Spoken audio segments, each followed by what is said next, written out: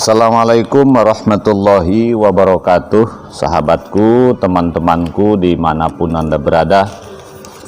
Semalam ada yang menghubungi saya, Pak Mariono, kenapa Menteri Agama kita ini kok semakin hari semakin aneh ya? Saya jawab, kenapa? Itu kenapa kota amal tidak boleh diedarkan lagi di masjid-masjid atau musola katanya. Ya, saya bilang, tahu dari mana? Dari media sosial atau Facebook. Nah, ini perlu saya luruskan ya. Yang dimaksud Menteri Agama tidak boleh mengedarkan lagi kota infak itu bukan selamanya, tetapi hanya pada masa pandemi saja. Lalu logikanya kenapa kota amal kok tidak boleh diedarkan? Sebenarnya logikanya bukan tidak boleh beramal ya, tetapi ketika kota amal diedarkan, itu kan akan pindah tangan. Kita semua tahu penyakit COVID-19 atau penyakit yang lain-lain itu, khususnya penyakit menular, itu kan bisa menular. Contoh, kota amal yang tadinya sebelumnya di sebelah, mungkin di sebelah kita atau orang lain, dia ada penyakit COVID, megang kota itu, misalnya kan. Kemudian bergeser lagi ke kita yang tidak ada COVID, ketularan pula. Seperti itu ya. Bukan berarti saya mengatakan kota amal itu banyak penyakitnya, bukan ya. Tapi orang yang sebelumnya bisa saja seperti itu. Nah, jadi kepada orang yang mungkin tidak begitu paham seolah-olah kota amal tidak boleh beredar, itu maksudnya jangan sampai untuk mencegah penularan COVID-19 atau sejenisnya itu saja. Sebenarnya tujuannya itu. Lalu solusinya bagaimana? Ya, solusinya menurut saya pengurus masjid perlu memperbanyak kota infak, tapi yang diam. Yang diam itu artinya yang tidak perlu diedarkan.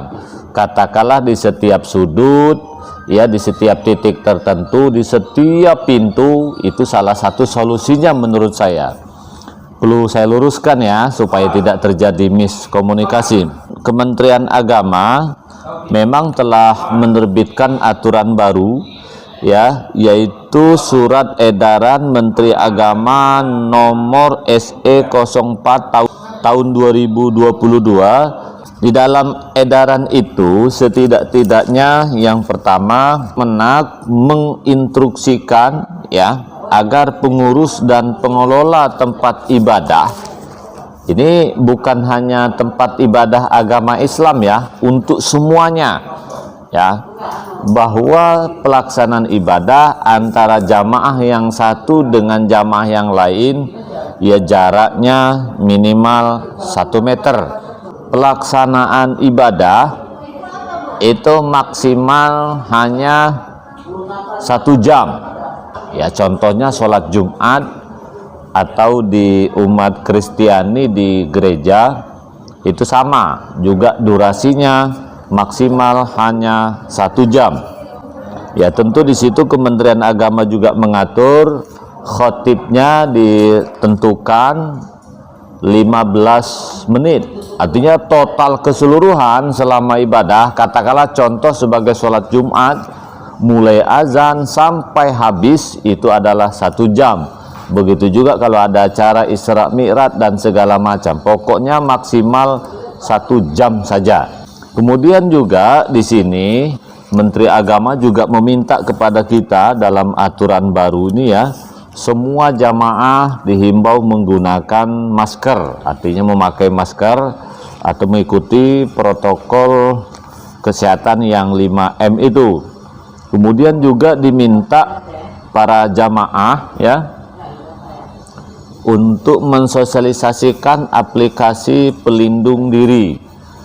Nah, oleh karena itu pada edaran terbaru Kementerian Agama ini sebenarnya ini berkaitan satu kepada seluruh tempat ibadah, bukan hanya Islam. Itu yang perlu dicatat ya.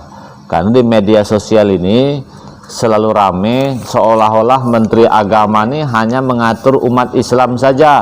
Tidak, tapi semua agama. Memang banyak masyarakat yang tidak paham kenapa sih pemerintah ini terutama Menteri Agama sibuk ngurusi masjid, tidak ngurusi mall, tidak ngurusi bandara, tidak ngurusi yang lain. Nah, kalau urusan bandara, urusan mall itu tugasnya adalah kementerian lain, bukan Kementerian Agama. Mungkin ada Kementerian Perindustrian dan segala macam. Cuman di masyarakat yang paling heboh itu ketika yang berbicara Kementerian Agama, padahal semuanya diatur sebenarnya.